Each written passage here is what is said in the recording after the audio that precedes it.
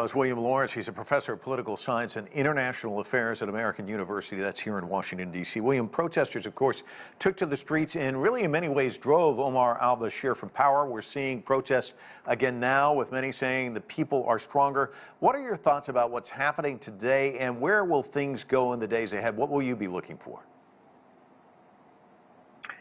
This seems to be the beginning of the end of the Sudanese democratic experiment that began in the spring and summer of 2019, when this civilian-military deal was worked out with the help of the African Union mediators and back-channel help from the United States and Germany and the UK, the so-called Troika. So far, so bad. I mean, pretty much every announcement that's been made does not conform with any kind of return to democracy, or what the State Department today called the democratic aspirations of the Sudanese people.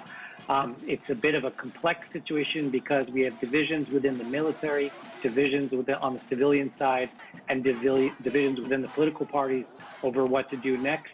But there's a general consensus that the military grab that happened on Monday, just hours after the U.S. envoy, who was there to mediate, left, is bad, and nothing good can come out of these moves, except for a few thousand supporters of the coup that were protesting in favor of it.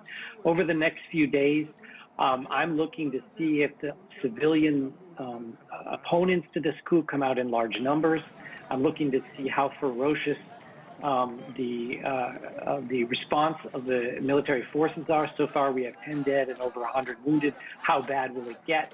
Because the ferocity of the response will determine, how the international community sees it, and whether the Sudanese are expressing their desires in favor of democracy. There needs to be a civilian dialogue, those that were for and against this coup, and there needs to be a serious discussion within the military about how long they want to sustain this. They've already announced that they're going to hold elections in over 2 years, which is not in keeping with the agreements that were made in the summer of 2019. Yeah, it's interesting. You brought up the international community. We're hearing a chorus of leaders from around the world condemning what's happening, calling for the release of civilian leaders. Is that going to have much of an impact? Can there be pressure applied in a way where they may crumble?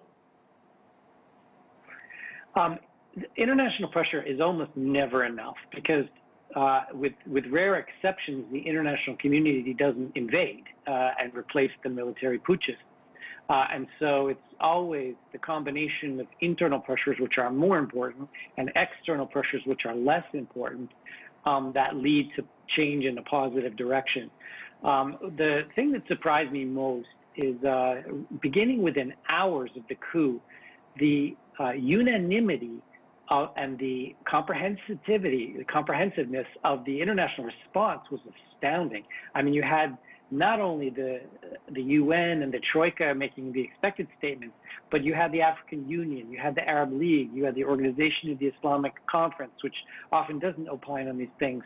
Condemnation from around the world, and very much speaking in the same voice. There are some questions about to what degree Egypt supports this coup, and there was some clarification going on today at the State Department briefing about that. But so far, the Egyptians are saying the right things, as they are in a number of other regional conflicts where Egypt could have gone either way. But so far, so good in terms of the unanimity of the international condemnation and the rapidity in which they're already beginning to sanction this coup.